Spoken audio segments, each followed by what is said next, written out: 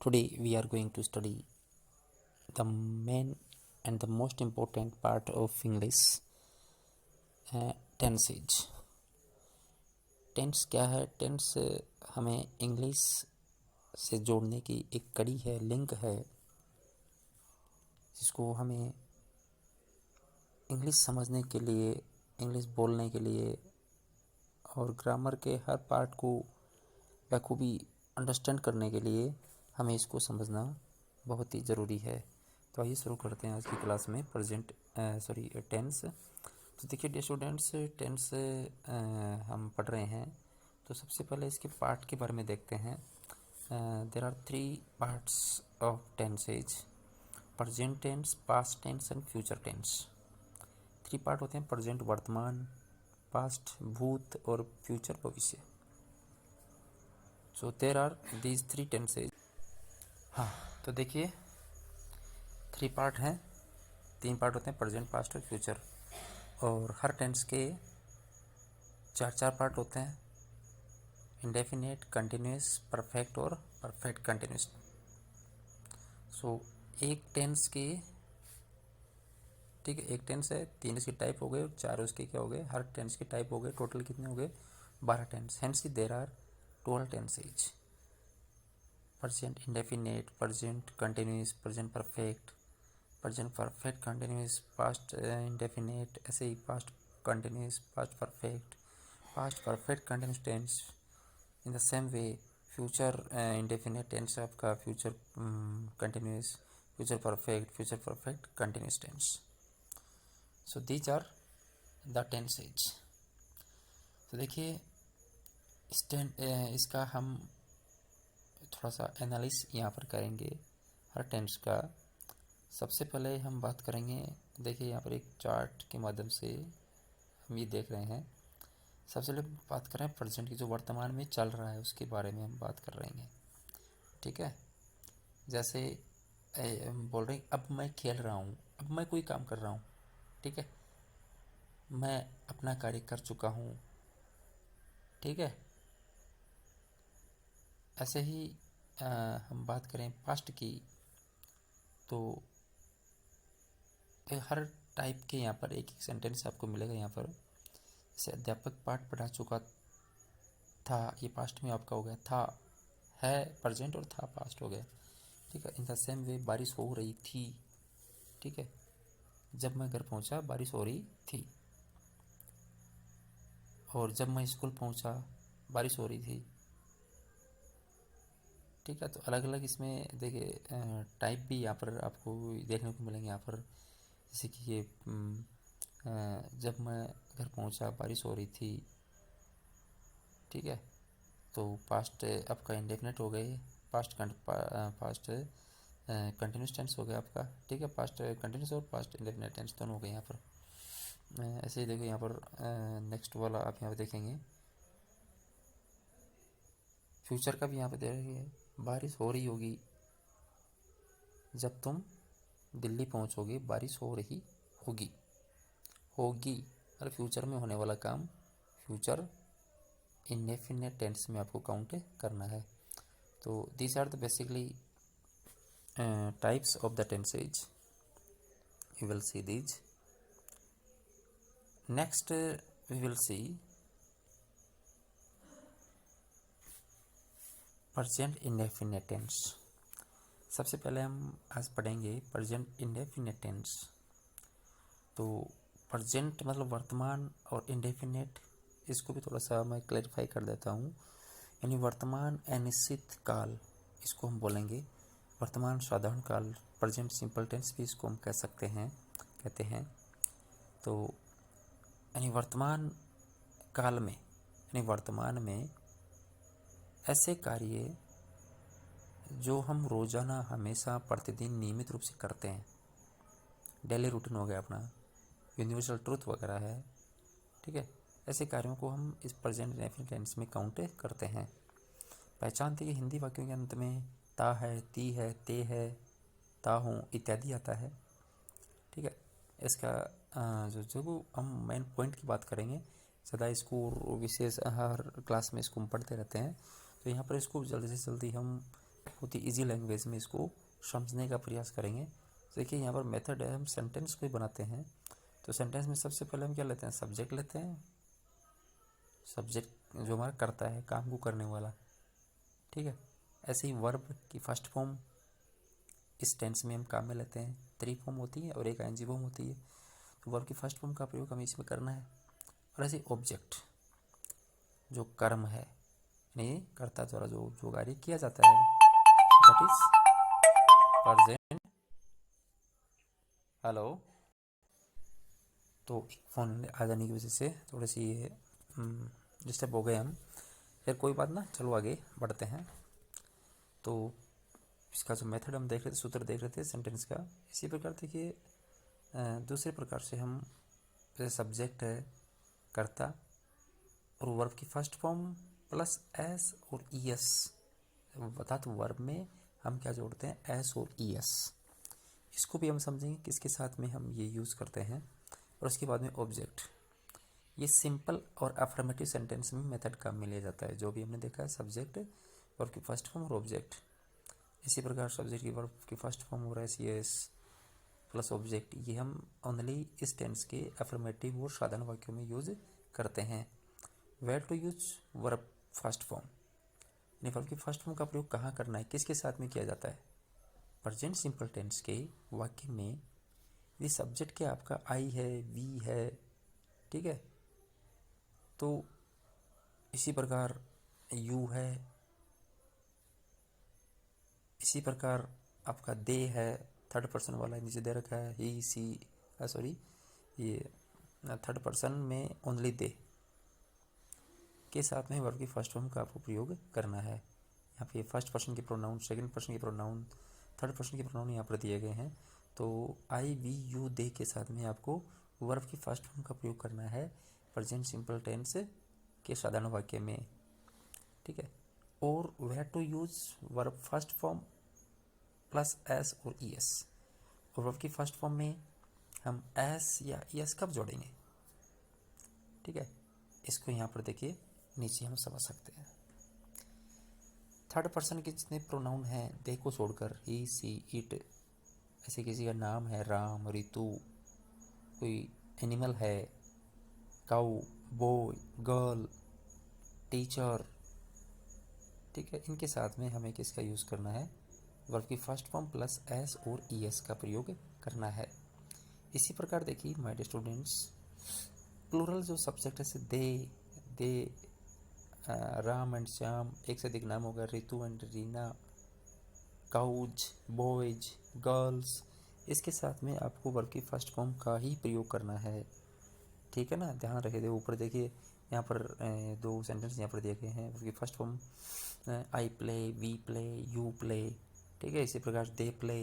लेकिन जैसे ही हम इनका यूज़ करेंगे सिंगुलर सब्जेक्ट आपका, तो उसमें आपको क्या करना है, वर्ब की फर्स्ट फॉर्म में एस या और ई एस यहाँ पर आपको ऐड करना है। जैसे Ram pledge cricket, he reads a book, देख रहे हैं आप यहाँ पर राम यहाँ पर सब्जेक्ट हो गया, प्ले यहाँ पर वर्ब है, उसमें एस जुड़ा हुआ है, ठीक है। और क्रिकेट यहाँ पर क्या हो गया, ऑब्जेक्ट हो गया। The same way he reads a book, she goes to school, a dog barks. लेकिन प्लूरल सब्जेक्ट है Ram and Shyam play cricket, यहाँ पर देखो राम और श्याम सब्जेक्ट हो गया, प्लूरल सब्जेक्ट है, एक से अधिक नाम है, तो प्लूरल सब्जेक्ट हो गया। तो इस में प्ले वर्ब की फर्स्ट फॉर्म का ही प्रयोग किया है, वर्ब में एस या एस और हमने नहीं जोड़ा है। इसके बाद में क्रिकेट आपको ऑब्जेक्ट हो गया। इन the same way second sentence, they read a book, यहाँ पर भी दे प्लूरल सब्जेक्ट है, तो इसके साथ में हमने वर्ब में एस या एस नहीं जोड़ा है। ए बुक यहाँ पर ऑब्जेक्ट हो गया। They go to school, they plural subject हो गया, गो वर्ब की फर्स्ट फॉर्म हो गई विदाउट एस और es, to school. The dog bark, dogs bark, जब डॉग्स प्लूरल सब्जेक्ट है, तो इसके साथ में हमने वर्ब की फर्स्ट फॉर्म का ही प्रयोग किया, एस या एस इसके साथ में हमने ऐड नहीं किया है। तो डियर स्टूडेंट्स, ये आपका सिंपल प्रेजेंट टेंस का जो अफर्मेटिव टाइप सेंटेंस है, ये हमने यहाँ पर सीखा है। तो आगे हम देखेंगे अभी आपका जो नेक्स्ट है नेगेटिव सेंटेंस। इसके तो नेगेटिव सेंटेंस बनाते हैं, तो सब्जेक्ट के साथ में डू नॉट प्लस वर्ब की फर्स्ट फॉर्म प्लस ऑब्जेक्ट। अर्थात सब्जेक्ट आपका यदि प्लूरल है, आई वी यू दे है, एक से अधिक नाम है किसी का, प्लूरल नाउन है, प्लूरल प्रोनाउन है, उसके साथ में आपको डू का प्रयोग करना है, हेल्पिंग वर्ब, उसके बाद में नोट, फिर वर्ब की फर्स्ट फॉर्म प्लस ऑब्जेक्ट। इसी प्रकार सब्जेक्ट यदि आपका सिंगुलर है, ही सी इट, सिंगल नेम है, पर्सन प्लेस थिंग और एनिमल, तो के साथ में आपको हेल्पिंग वर्ब डज का प्रयोग करना है। ठीक है, इसके बाद में नोट, वर्ब की फर्स्ट फॉर्म और ऑब्जेक्ट। अभी आपको यहाँ पर ऐसे यूज नहीं करना है। ठीक है, देखिए वन इम्पोर्टेंट थिंग, जहाँ वर्ब की फर्स्ट फॉर्म लगाई थी वहाँ आपको डू नोट लगाना है। अफर्मेटिव सेंटेंस में सब्जेक्ट के तुरंत बाद में हमने क्या यूज़ किया था, वर्ब की फर्स्ट फॉर्म।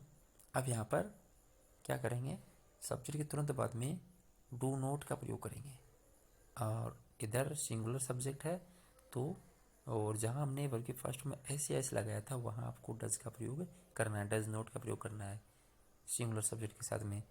जैसे आई do not play cricket, subject I हो गया, और अफर्मेटिव सेंटेंस में हमने ये डू नोट नहीं लिखा था, प्ले लिखा सीधा वर्ब की फर्स्ट फॉर्म, और इसकी जगह हमने यहाँ पर क्या लिख दिया, डू नोट, फिर वर्ब की फर्स्ट फॉर्म आपकी यहाँ पर हमने लिखी है। तो I do not play football, और फुटबॉल यहाँ पर ऑब्जेक्ट हो गया।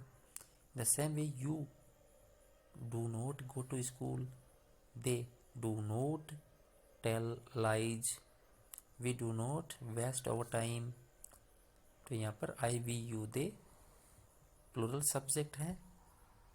नकारात्मक वाक्यों में, प्रश्नवाचक वाक्यों में हम इसके साथ में डू का प्रयोग करते हैं। इन द सेम वे सिंगुलर आपका सब्जेक्ट है, नकारात्मक वाक्य है, तो वर्ब की फर्स्ट फॉर्म प्लस एस और एस जहाँ हमने यूज़ किया था वहाँ डज नॉट का प्रयोग करना है। जैसे कि Ram does not play football, Ram subject हो गया, सिंगुलर सब्जेक्ट है, इसलिए यहाँ पर हमने डज हेल्पिंग वर्ब का प्रयोग किया है, और फिर not play football. Affirmative sentence में हमने क्या किया था, राम प्लेज फुटबॉल। ठीक है, वर्ब की फर्स्ट फॉर्म में एस लगाया था, वहाँ पर डज नॉट का प्रयोग करना है, और यहाँ पे एस अब नहीं यूज़ करना हमें नेगेटिव और इंटरोगेटिव सेंटेंस में। In the same way he does not go to school. ठीक है, Radha does not tell a lie. In the same way Atul does not waste his time. So these are the negative sentences. Now the interrogative sentences. Interrogative sentence कैसे होते हैं, प्रश्नवाचक वाक्य, इसमें कोई प्रश्न पूछा जाता है, क्वेश्चन पुटअप किया जाता है। तो ये भी दो प्रकार के होते हैं। एक तो हिंदी का वाक्य यदि क्या से स्टार्ट हो रहा है, तो इंग्लिश का वो सेंटेंस किससे स्टार्ट होगा, हेल्पिंग वर्ब से। तो सिंपल प्रेजेंट टेंस का वो वाक्य तो डू डज से स्टार्ट होगा। डू से कब स्टार्ट करेंगे, जब हमारा सब्जेक्ट क्या होगा, आई वी यू दे, या कोई प्लूरल नाउन। ठीक है, तो डू का प्रयोग करना है फर्स्ट में। जैसे सेंटेंस में एक सेंटेंस बोलता हूँ, क्या मैं फुटबॉल खेलता हूँ, तो सेंटेंस कैसे बनेगा, जो शुरू में क्या आ रहा है उसकी जगह हमें हेल्पिंग वर्ब कौन सी इस टेंस की, डू या डज। तो यहाँ पर मैं सब्जेक्ट आ रहा है, मैं की इंग्लिश क्या होती है, आई, और आई के साथ में डू यूज़ करेंगे या डज, डू यूज़ करेंगे। ठीक है, तो क्या की जगह आ गया डू, और फिर आई सब्जेक्ट आ गया, प्ले वर्ब की फर्स्ट फॉर्म आ गई, और फुटबॉल यहाँ पर ऑब्जेक्ट हो गया, और लास्ट में क्या करना है, क्वेश्चन मार्क लगाना है। In the same way do you go to school, क्या तुम विद्यालय जाते हो। Third sentence do they tell lies, क्या वे झूठ बोलते हैं। इन द सेम वे आपका ये दूसरे टाइप का वाक्य, मतलब सब्जेक्ट क्या आपका सिंगुलर है, तो सबसे पहले प्रश्नवाचक वाक्यों में क्या किसी के क्या लिखेंगे, डज लिखेंगे, डज के बाद में सब्जेक्ट, के बाद में वर्ब की फर्स्ट फॉर्म, फिर ऑब्जेक्ट, और लास्ट में question mark. Does Ram play football, क्या राम क्या राम फुटबॉल खेलता है। Does he go to school, क्या वह विद्यालय जाता है। Does Radha tell a lie, क्या राधा झूठ बोलती है। तो देखिए यूजेस इसके आपको यहाँ पर देखने हैं। इस टेंस का जो यूज है सार्वभौमिक सत्य के लिए, सार्वभौमिक सत्य बताने के लिए, जैसे the sun rises in the east, सूर्य पूर्व में उदय होता है, ये एक सार्वभौमिक सत्य है ना, ठीक है। द सन सब्जेक्ट हो गया, सिंगुलर सब्जेक्ट है, तो राइज जो वर्ब है कि फर्स्ट फॉर्म है उसमें हमने एस या एस यहाँ पर जोड़ दिया है, और in the east. In the same way the sun sets in the west, सूर्य पश्चिम में अस्त होता है, सार्वभौमिक सत्य है। सब्जेक्ट का वैसे ध्यान रखना है, सब्जेक्ट सिंगुलर है या प्लूरल है। The Hindus worship the Ramayan, Hindu लोग हैं वो रामायण की पूजा करते हैं। 2 and 2 make 4, 2 और 2 4 होते हैं। ऐसे ही वैज्ञानिक सत्य के लिए water freezes at 0 degree Celsius. In the same way water flows from high to lows. Okay, सामान्य सत्य के लिए I live at Mahendragarh, Ram reads in 12th class. आदत को व्यक्त करने के लिए he always speaks the truth, वह हमेशा सत्य बोलता है। Ram goes for a walk daily, ये आदत है, आदत को बताने के लिए राम रोजाना भ्रमण के लिए जाता है, मॉर्निंग वॉक के लिए। रनिंग कमेंट्रीज के लिए, जो कमेंट्रीज मैच वगैरह चलते होते हैं उनके लिए प्रेजेंट सिंपल टेंस का यूज किया जाता है।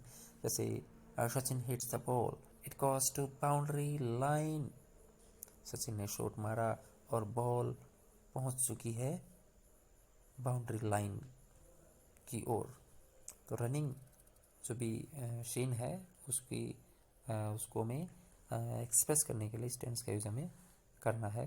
कहावत जो मैक्सिम होती है उसके लिए यूज करना है, जैसे union is a strength, honesty is the best policy.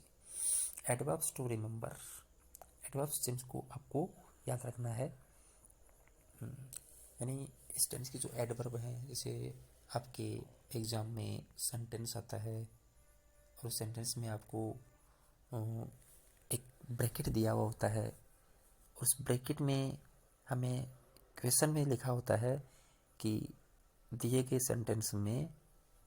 Sentence में वर्ब की सही फॉर्म का प्रयोग करें टेंस के अनुसार।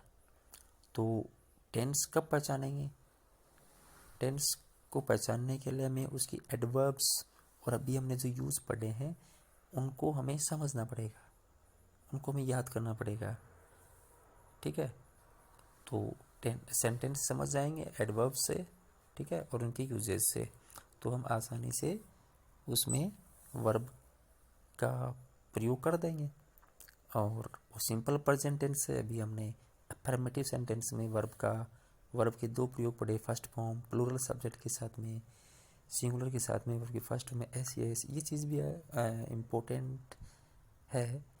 ऐसे नेगेटिव और इंट्रोगेटिव है, तो सेंटेंस का सब्जेक्ट सिंगुलर है तो डज का प्रयोग करेंगे हम, और प्लूरल है तो डू का प्रयोग करेंगे, ठीक है। तो एडवर्ब्स याद रखनी है मोस्टली, ये एडवर्ब्स आती हैं डेली, ऑलवेज, ऑफन, ठीक है, नेवर, एटसेट्रा। और भी कुछ एडवर्ब्स जैसे एवरीडे है, ठीक है, एवरी मंथ है, फ्रीक्वेंटली है। इन एडवर्ब्स को आपको याद रखना है। तो डियर्स, ये था आपकी आज की क्लास में। आगे की क्लास में हम अगला टॉपिक लेकर आएंगे, अगला टेंस पढ़ेंगे। तब तक के लिए गुड बाय।